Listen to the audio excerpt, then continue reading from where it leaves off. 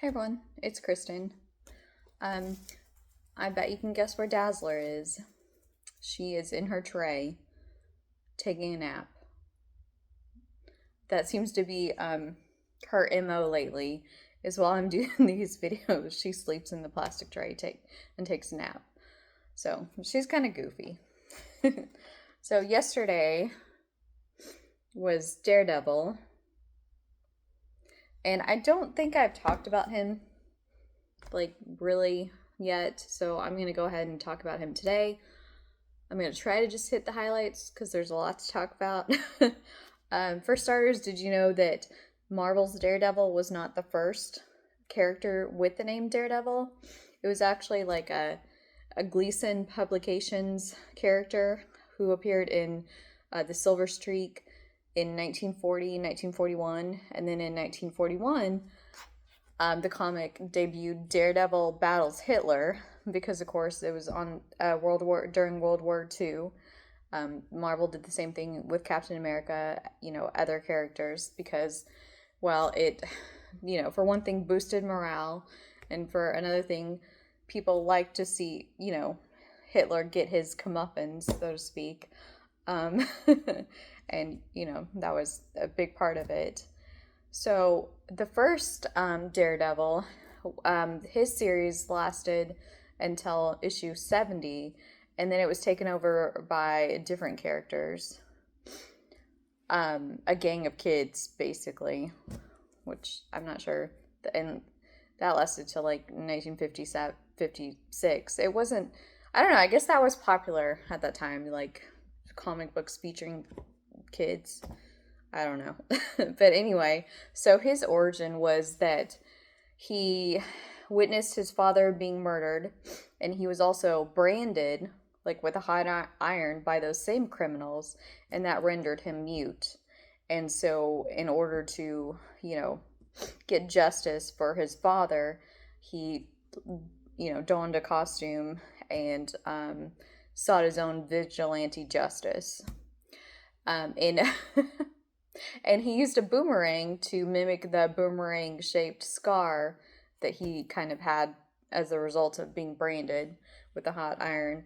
Um, in issue 18, that changed to where he had been raised by Aborigines in Australia, in the Australian outback, and that's why he used a boomerang. I mean, it was the 40s, you know. I'm sure. Well, that definitely, of course, back then probably seemed super exotic and cool. It's still pretty cool, I will be honest, but it just seems so kind of almost a little bit crazy that he was raised in Australia by Like, I don't even know how that happened, honestly. Like how he came to be in Australia from the U.S. and then how he came back to the U.S. But anyway, that's neither here nor there. Um, we'll continue. So because he became that character became public domain, a lot of other characters or companies started using him.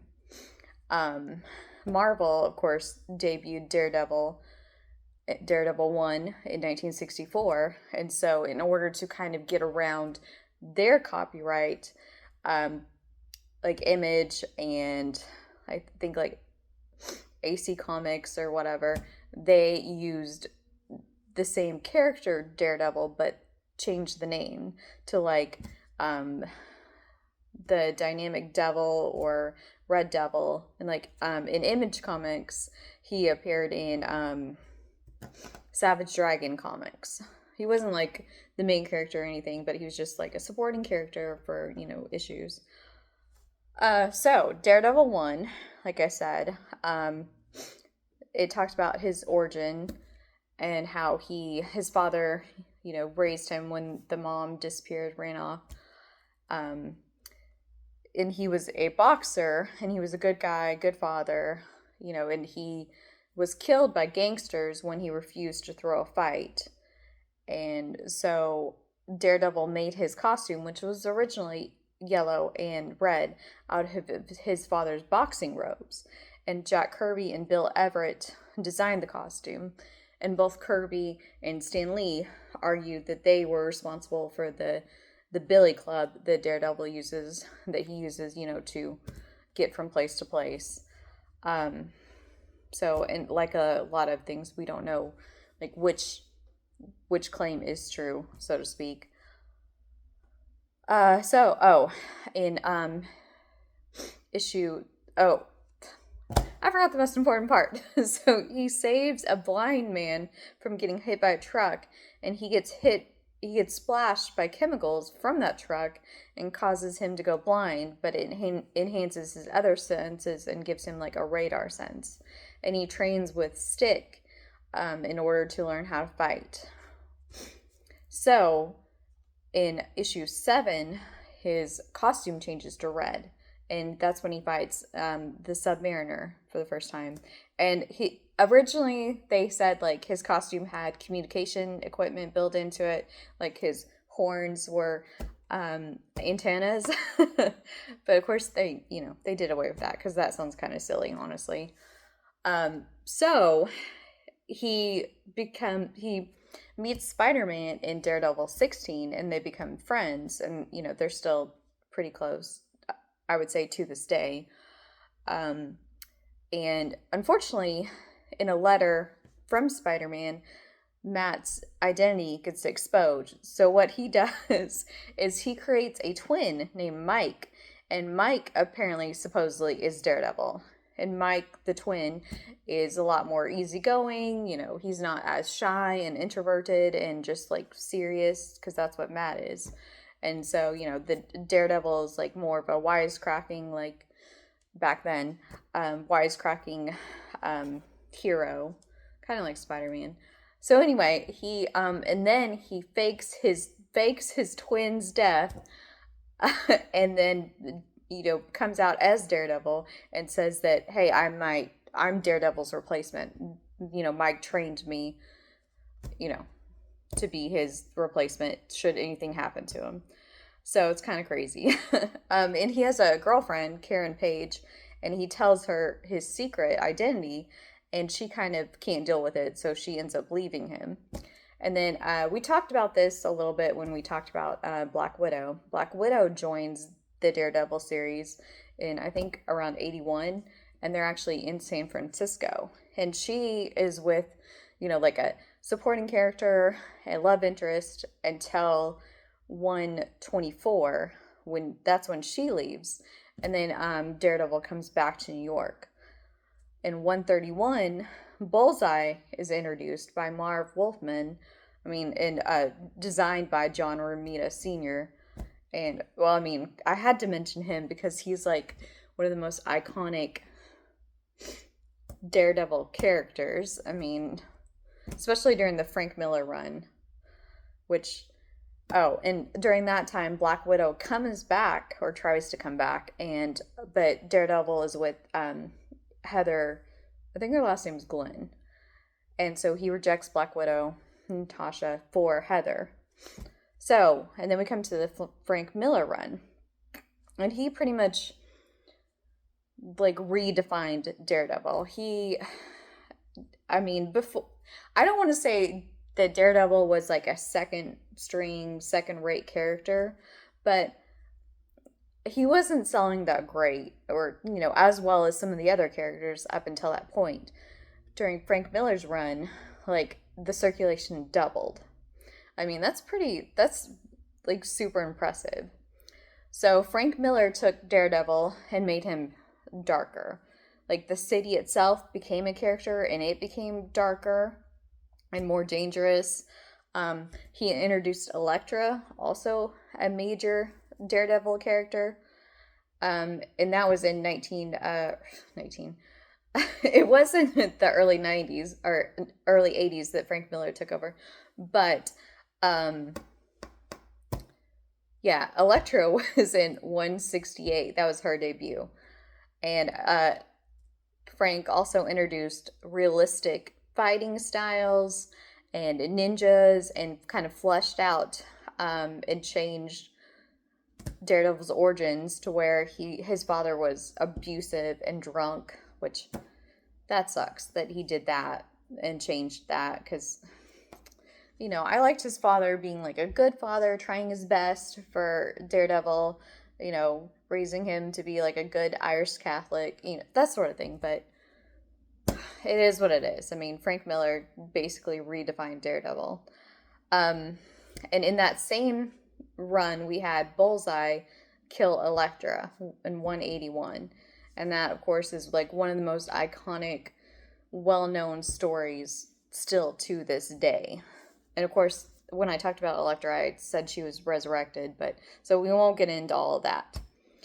So, and Kingpin becomes Daredevil's main enemy during this time, because before he had a different rogues gallery and all that stuff. He of course had Bullseye, but no one that defined him so much as Bullseye and Kingpin, to be honest. Let's see. I guess the next most well-known story is the Born Again story, which is like 220 something, with Karen Page comes back into Daredevil's life as a drug addicted porn star. I am sorry to say. And she sells Daredevil's secret identity for money, which that sucks. I mean, how could you get past something like that? And Kingpin gains this knowledge and frames Matt so that he can no longer practice law anymore. Which, kind of I'm surprised that that's like kind of the worst that he did. And then in after that, Anne, I want to say Nosetti is her last name. Like I said, you guys know, I'm terrible with names. I don't like names. I don't like pronunciations. Anyway, I'm not good with names. So she, she was on the book for quite a while. Like, up until that point, hers was the longest run by one single writer. And she had Matt return to the law because, of course, in the beginning, he started a law firm with his buddy, Foggy Nelson, which it always bothered me that it was Nelson and Murdoch, which, okay, I get it, but it always bothered me that it wasn't alphabetical, Murdoch and Nelson. I don't know. Maybe Foggy put up more money, more capital, or had more prestige to start the firm. I don't know. It always bothered me though that it wasn't alphabetical. So Anne introduced, let's see. Oh, Typhoid Mary. I've talked about her before. She's a, super interesting character. And we also had, during the 90s, we saw Echo, the character Echo, being introduced. And we also saw Bullseye kill Karen Page. So he's killed two loves of Matt's life. Elektra, who did come back, and Karen. And then we had, let's see. Oh, in the 2000s, he met, was it 2000s? I think it was, because of course it was after Bullseye killed Karen. He met Mila Donovan, who's also blind, and they got married. And Mila almost annulled their marriage because she was upset that Matt had lied to her, which I don't blame her. It's a pretty big thing to lie about and hide from your spouse. But at the same time, I understand the need for a secret identity. Speaking of that, his secret identity was exposed and he went to jail. And after he got out of jail, he led the hand, but he got possessed by a demon and kind of went overboard. And they expelled the demon from him, but he felt like he couldn't trust his own judgment, so he left New York. And he actually was Black Panther, we talked about this briefly, replaced him. So, and at some point, like, these cosmic entities or whatever, like, mind wiped everyone, so no one knew about Matt's secret identity.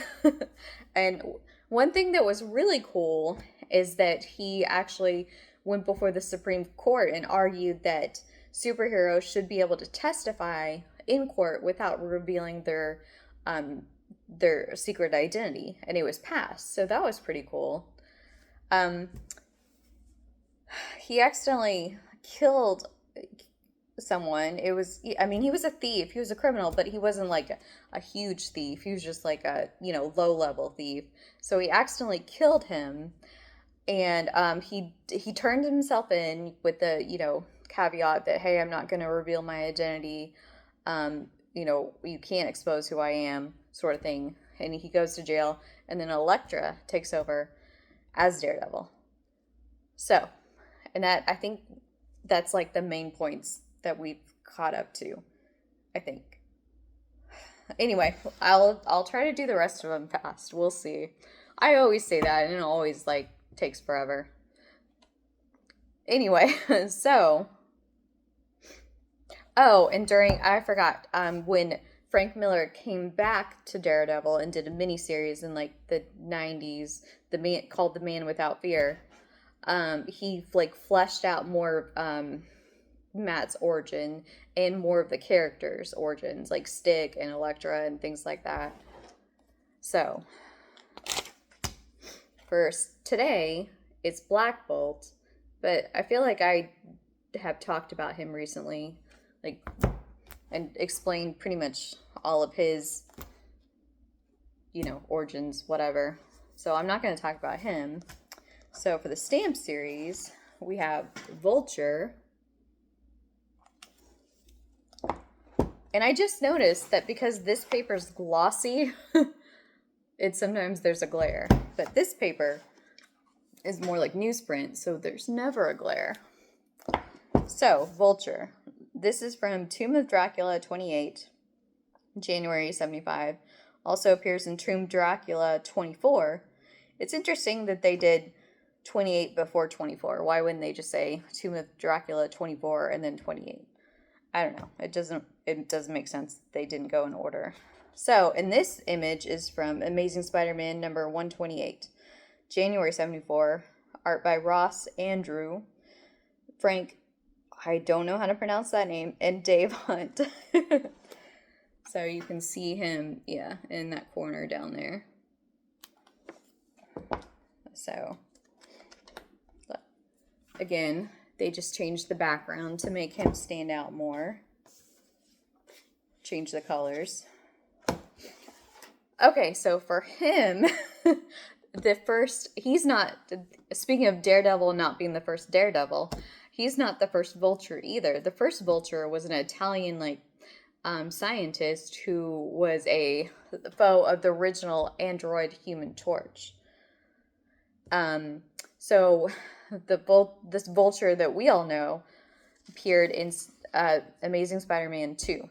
And that is when it first clicked for Peter that, hey, I can get money off taking pictures while I'm Spider-Man, because J. Jonah Jameson was wanting pictures of the Vulture.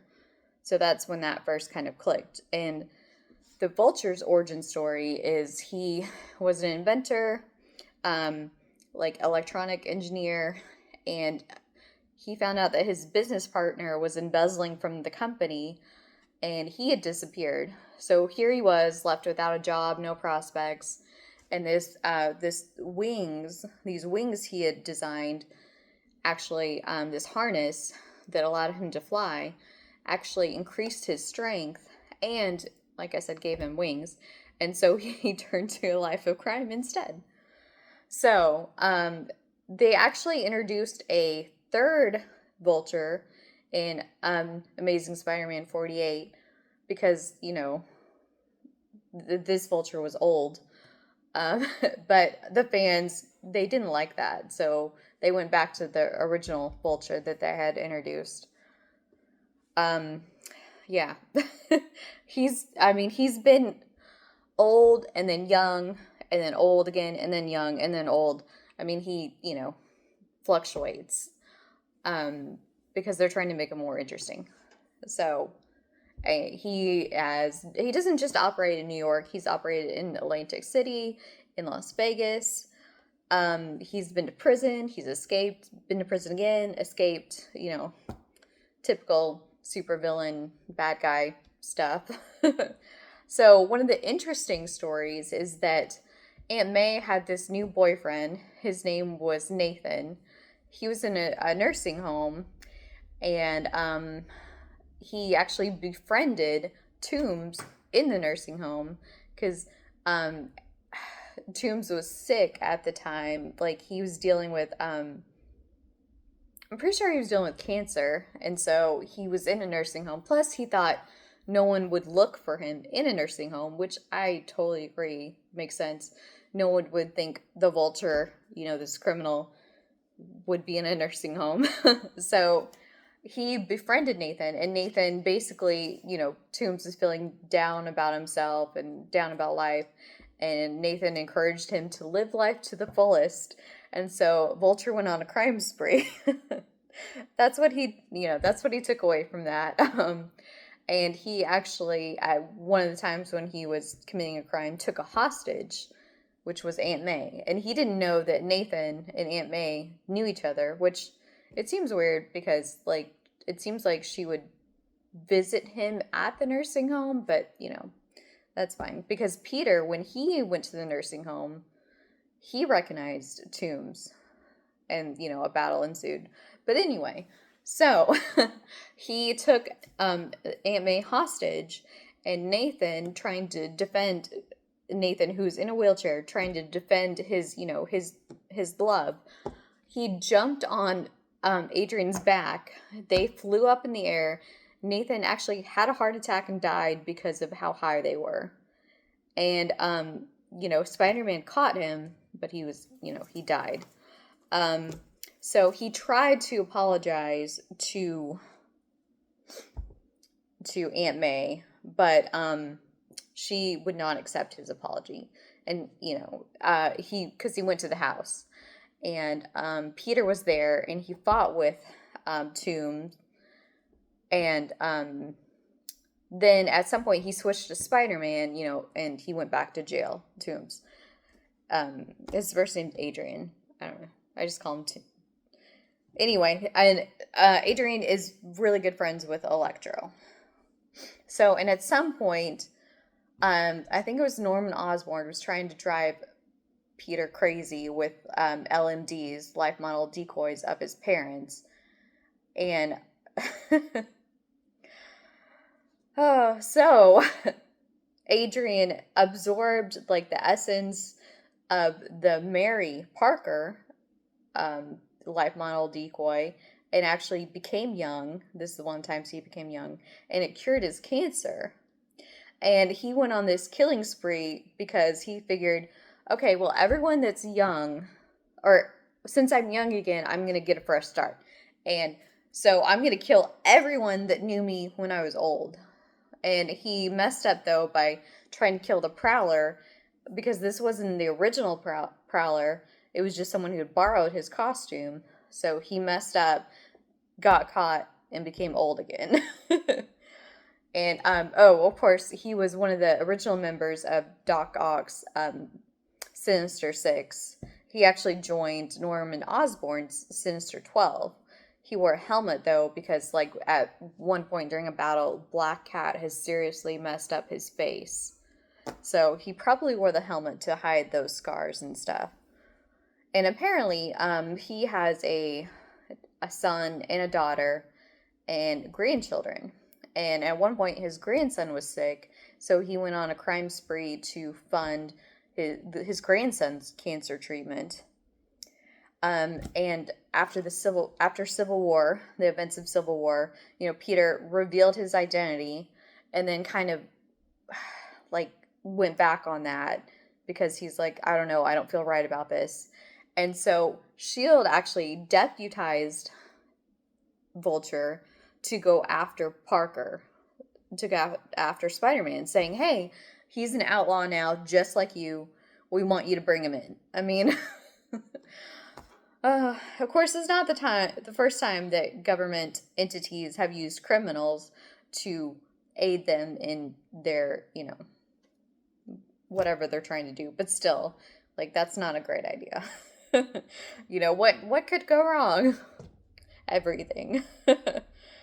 At some point, Vulture kind of retired, but not really. And he created like this whole set of wings, and he had like his Vulture gang. But the thing was, he could control the wings from, remotely. So he, just in case his gang decided to betray him, then he could end that because he could control the wings remotely. He even used kids in his gang, and so when he was battling the Superior Spider-Man, which was Doc Ock in Spider-Man's body, and Doc Ock learned that he was using kids as part of his army. He was really he was furious. He was really upset because it like flashed back for him, child abuse and stuff. And so he actually at one point controlled Vulture, and used him, for his own purposes. I think like the last time I remember seeing Vulture was he was like the deputy of an Orcus station. That's the last time major time I remember seeing Vulture. And of course there's been those like 2 or 3 times when these collectors are trying to collect all the animal themed heroes and villains. So Vulture has been part of those collections. So yeah, anyway, this went way over. I apologize, but there's surprisingly a lot to say about Daredevil. Like I said, I'm pretty sure I don't remember telling you guys all that, because I don't remember telling you, oh yeah, he's the second Daredevil. So anyway, so I'm sorry that was so long, but like I said, I enjoy imparting all this stuff to you guys. I enjoy the interactions, when you leave comments. I love reading the comments, responding back. So I appreciate it. I appreciate all you guys that watch my channel and watch my videos, and I hope you will join me in the future for more videos. And until then, bye.